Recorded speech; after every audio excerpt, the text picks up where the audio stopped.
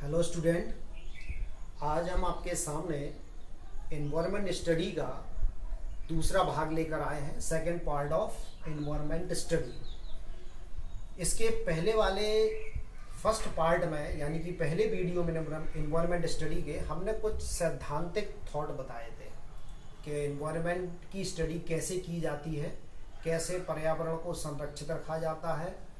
तो उसका एक स्टडी करने का हमने ड्राफ्टिंग तरीका बताया था। अगर किसी को लॉन्ग ऐसे टाइप में लिखना हो और समझना हो तो उस ड्राफ्टिंग से आप समझ सकते थे मेरे पिछले वीडियो में।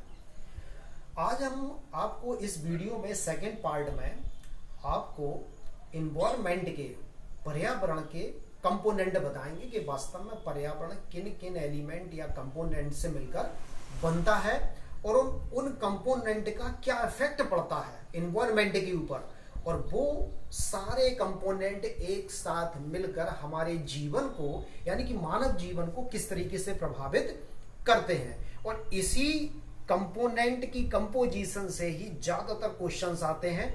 अगर इनकी एक सिस्टमेटिक वे में कोई भी स्टडी कर लेता है तो वो सारे क्वेश्चंस शॉर्ट आउट हो जाएंगे, क्योंकि स्टूडेंट ज्यादातर क्या करते हैं कि रटने की कोशिश करते हैं।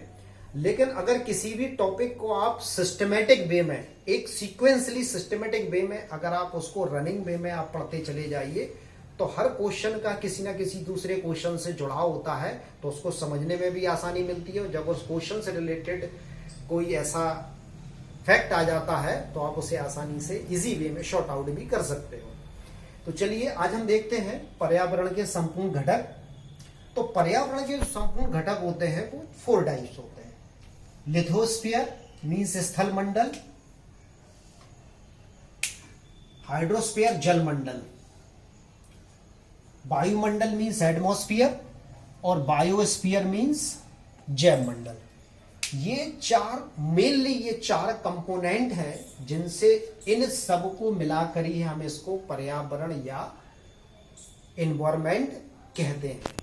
यानी कि पृथ्वी के धरातल की वो आखिरी सीमा जहां पर जीवन पाए जाने की संभावना रहती है, और समुद्र तल से वो निचली सीमा जहां पर जीवन पाए जाने की आखिरी संभावना रहती है। इन सब के बीच में जो कुछ भी आते हैं, हवा, पानी, सांद्रता, गैसेस, ये सारी की सारी मिलकर हमारे पर्यावरण का एक स्ट्रक्चर क्रिएट या स्ट्रक्चर का निर्माण करती हैं।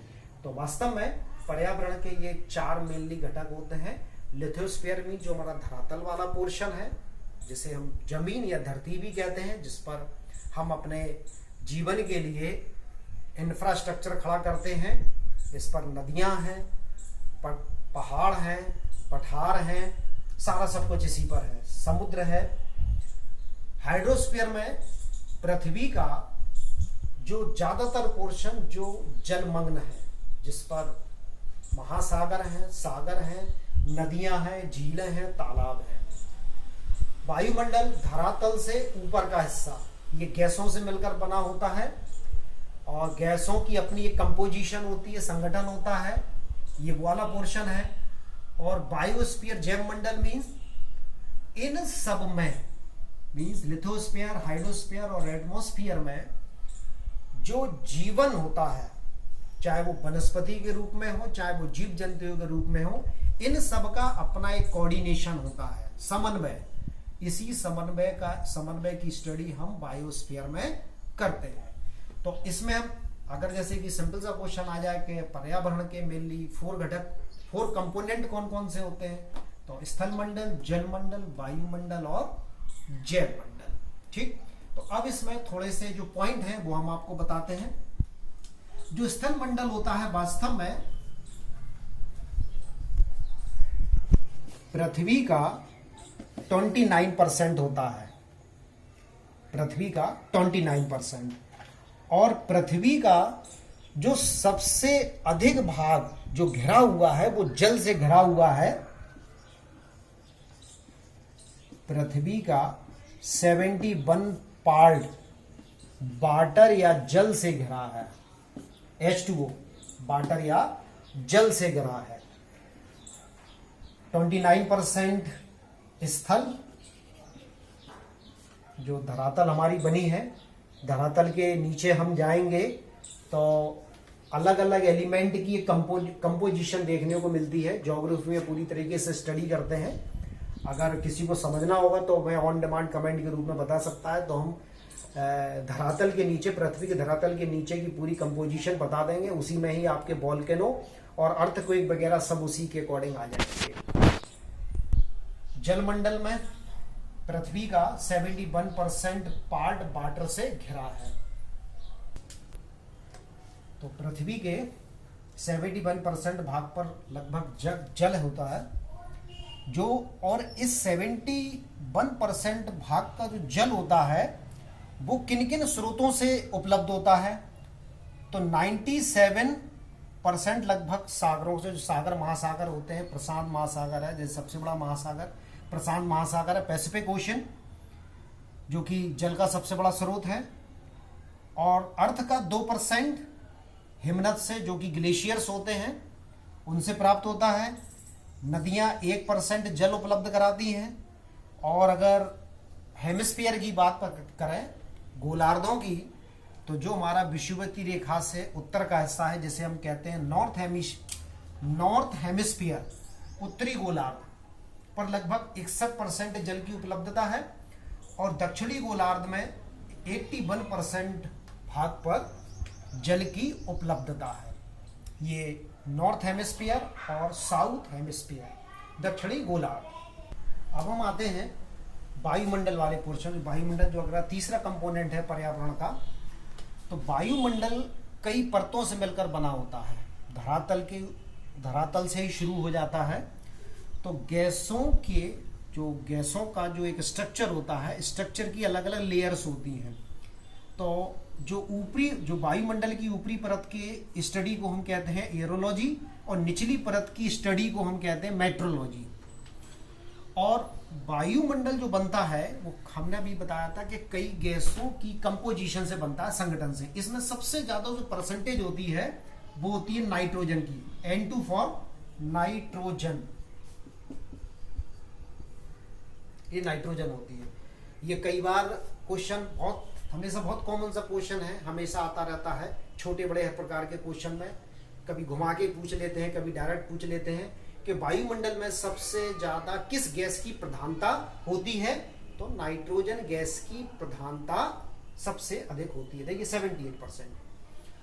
और कभी कभी डायरेक्ट ये भी पूछ लेते हैं कि जो वायुमंडल में इस तरीके से पूछा गया है कि वायुमंडल में जीवनदायिनी गैस की प्रतिशत मात्रा कितनी होती है। मान लो कि क्वेश्चन यही आ जाए, क्वेश्चन है कि वायुमंडल में जीवनदायिनी गैस की प्रतिशत मात्रा कितनी हो सकती है?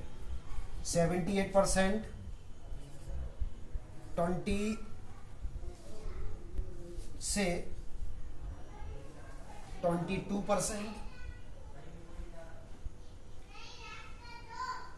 1 से 0.93%, मान लो 3 ऑप्शन।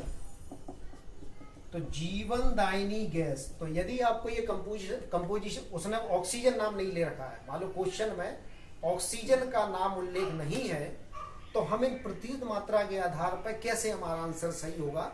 तो यदि हमें ये कंपोजिशन का एक सीक्वेंस याद हो तो हम पता कर सकते हैं। तो पहले तो ये पता होना चाहिए कि जीवनदायिनी गैस कौन सी होती है। ऑब्वियसली कि ऑक्सीजन के बिना हम लोग जीवित नहीं रह सकते, चाहे वो जीव जंतु हो, चाहे वो ह्यूमन हो, मानव हो। तो जीवनदायिनी गैस मतलब ऑक्सीजन। तो ऑक्सीजन की प्रतिशत मात्रा 21%।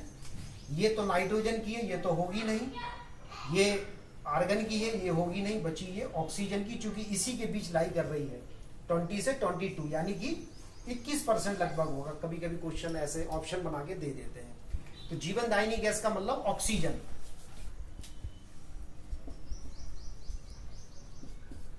हम आपको इसी में ये भी बताते चल रहे हैं कि किस पॉइंट से क्वेश्चन कैसे आ सकते हैं। ये AR का मतलब होता है आर्गन।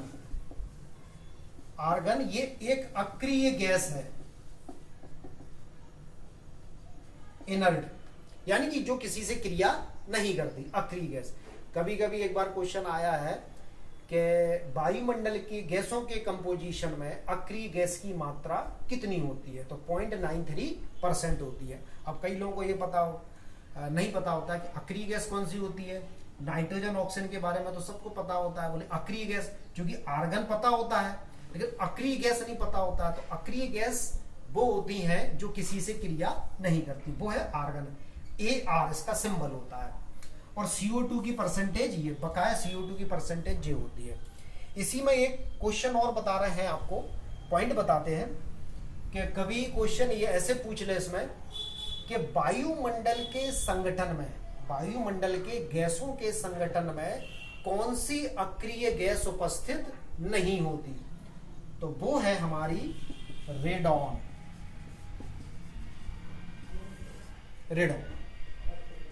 रेडॉन नहीं पाई जाती। रेडॉन होती है ये केमिस्ट्री में पीरियोडिक टेबल में शून्य ग्रुप में जो सबसे नीचे जो एलिमेंट होता है, तत्व होता है, अक्रिय तत्व रेडॉन। रेडॉन गैस वायुमंडल में उपस्थित इस कंपोजिशन में नहीं होती है। तो कभी अगर आ जाए आर्गन होती है, हीलियम होती है, नियॉन होती है, लेकिन रेडॉन नहीं होती। तो ध्यान रखिएगा इसको कि रेडॉन वायुमंडल की कंपोजिशन में नहीं पाई जाती है। अब ये गैसों के कंपोजिशन से इस तरीके से क्वेश्चंस आते हैं। वायुमंडल में बहुत सारी क्रियाएं होती हैं, हम इसको आपको डिटेल में पढ़ाएंगे। मेनली जो ये गैसों का कंपोजिशन होता है, ये गैस है, और जो सौरीय ऊर्जा, जो सौर विकिरण आता है सन से, इनके बीच जो भी रिएक्शंस होती हैं, जो भी क्रियाएं होती हैं, इन्हीं क्रियाओं का परिणाम होता है हमारी क्लाइमेटिक कंडीशन डेवलप होना, यानी कि वैदरिक एक्टिविटी, मौसम संबंधी घटनाएं। मौसम संबंधी, तो देखा जाए कि मौसम संबंधी घटनाएं किसका प्रतिफल होती हैं, जो गैसों का कंपोजिशन और जो सौरीय विकिरण, इनके मध्य जितना भी, जैसे कि तूफान है, झंझावत है, बादल बनने की घटनाएं हैं, ये कहीं ना कहीं इन्हीं के बीच जो अन्योन्य क्रियाएं होती हैं, इंटरेक्शन रिएक्शन होती हैं, उन्हीं का प्रतिफल होती है। ये क्लाइमेटिक जो घटनाएं होती हैं और मौसम संबंधी घटनाएं होती हैं, वो इन्हीं दोनों के बीच का परिणाम होती हैं। अब हम देखते हैं जो अगला अभी इस वायुमंडल के भी कई पार्ट होते हैं, जैसे कि क्षोभमंडल यानी कि ट्रोपोस्फियर, फिर उसके ऊपर स्ट्रेटोस्फियर समताप मंडल, फिर उसके बाद आपका ओजोन मंडल, फिर इसके बाद मीजोस्फियर। इस तरीके से उसको हम पूरी इस वायुमंडल के उस चार्ट को हम पूरी तरीके से डिटेल में स्टडी करेंगे। तो उससे भी क्वेश्चंस आते हैं। कई बार ये क्वेश्चन पूछा गया है कि बादल बनने की घटनाएं वायुमंडल के किस परत में होती हैं या कौन सी, ये ट्रोपोस्फियर और स्ट्रेटोस्फियर की हाइट पे भी क्वेश्चंस बहुत आते हैं।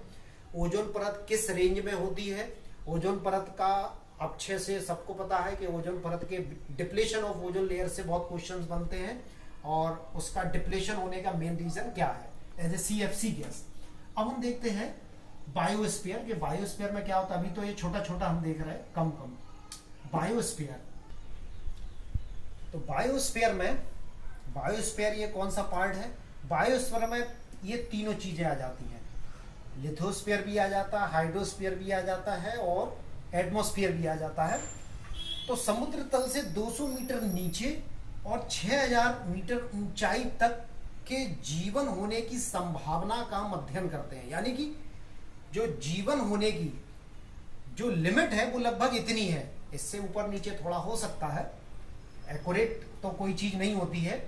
तो बायोस्फीयर में जीव जंतु, वनस्पतियां, उनके मिलने की संभावना समुद्र तल के नीचे और समुद्र तल के ऊपर कि कितनी हाइट तक, चाहे वो छोटे से छोटा ऑर्गेनिज्म हो, चाहे वो बैक्टीरिया ही क्यों ना हो, सूक्ष्म से सूक्ष्म कण जिसमें जीवन हो सकता है, उसके मिलने की संभावना का अध्ययन हम बायोस्फीयर में करते हैं। तो इस तरीके से आज के वीडियो में ये हम जैव मंडल तक हम ये फिनिश कर रहे हैं। इसके बाद जो हमारा जिसका थर्ड वीडियो होगा एनवायरमेंट स्टडी का, हम इसकी पूरी डिटेल्स से डिस्क्रिप्शन करेंगे, स्टडी करेंगे एटमॉस्फेयर की, जिसमें हम आपको ये बताएंगे कि जो एटमॉस्फेयर है वो कितनी लेयर से मिलकर बना हुआ है, और उससे क्वेश्चन भी आते हैं, जैसे कि हमने बताया क्षोभ मंडल है, समताप मंडल है, ओजोन मंडल है, और मध्य मंडल है, और बाह्य मंडल है आयनोस्फीयर। तो और उन मंडल में यानी कि अलग अलग लेयर में कौन कौन सी रिएक्शंस होती हैं, एक्टिविटी होती है, मौसम संबंधी घटनाएं किस लेयर में होती हैं, तो इन सारी की सारी स्टडी हम एटमॉस्फेयर में करेंगे। अब हम देखेंगे नेक्स्ट वीडियो में ये इसको डिटेल से चर्चा करेंगे। अभी तक ये जो हमने इस वीडियो में बताया है, यदि आपको ये अच्छा लगे तो इस वीडियो को आप लाइक करिए, शेयर करिए, सब्सक्राइब करिए, और जो भी इसमें आपको क्वेश्चंस पुटअप हो सकते हैं वो क्वेश्चन कमेंट के द्वारा आप हमसे पूछ सकते हैं, कमेंट में डाल सकते हैं। और भी कोई हमने फर्स्ट वीडियो में भी बताया था, यदि आपको कंपटीशन से रिलेटेड, चाहे वो हिस्ट्री हो, ज्योग्राफी हो, पॉलिटी हो, साइंस हो, आपको जिस किसी सब्जेक्ट के टॉपिक में जो भी सामग्री आपको चाहिए, मैटर चाहिए, या किसी टॉपिक पर कोई प्रॉब्लम्स हो और यदि आप पूछना चाहते हो तो कमेंट के रूप में आप हमसे वो जानकारी शेयर करके हमसे पूछ सकते हैं। Thank you.